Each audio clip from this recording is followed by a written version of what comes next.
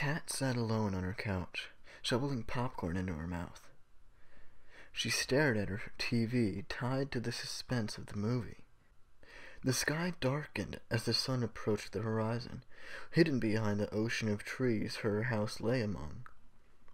One lone tree stood in the center of her yard, visible through the living room window. A menacing presence filled the area yet to make itself known. Kat was glued to her movie, but still able to catch a glimpse of the black object aimed at her door. Kat jumped, startled by unexpected disturbance, spilling the popcorn. "What the hell?" she whimpered, approaching the door. The doorknob was cold in her hand. Her heart pounded in her chest. The hinges squeaked as the door creaked open. A rush of cold air washed Kat's face as her eyes scanned the dim yard. Nothing could be seen. Nothing made a sound. She slowly shut the door, then cleaned up the popcorn. She had just sat down when another black object hit her door with a louder thud than before. She looked at the tree in the yard, almost certain she saw what threw it. Kat sat there watching the tree, waiting for something to happen.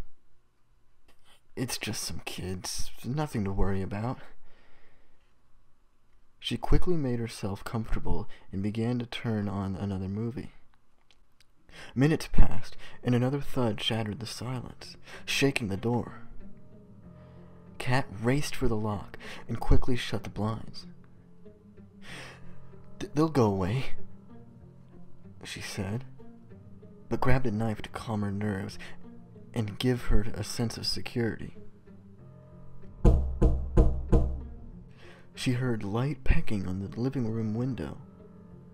The pecking grew louder and faster. She froze there in place, staring at the windows as the tapping became more profound. She was afraid to investigate, but brave enough to stand her ground. Her home was small, and every hiding place would be too predictable. Besides, she didn't want to hide. She wanted to see it coming instead of cowering in fear. The tapping suddenly stopped. Kat slowly made her way to the door and put her back to it. A shadow eclipsed the light from the window atop the door. She stood just out of sight, holding her breath.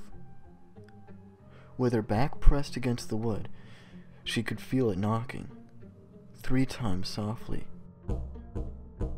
Kat could hear the galloping beat of her heart in her head. Her anxiety raised to the peak. 3 more knocks hit the door, harder this time. "Let me in," a hoarse whisper slipped through the door and into Kat's ears. She bit her lip. Tears filled her eyes. Another 3 knocks erupted, furious now. "Let me in!" a now angered voice ordered. The knocking didn't cease. It grew harder, and the voice grew louder. "Let me in! Let me in! Let me in!" The knocking grew so fierce, it could have shattered the door. Tears leaked from her eyes. What do I do? Should I open the door? The knocking was more than she could bear.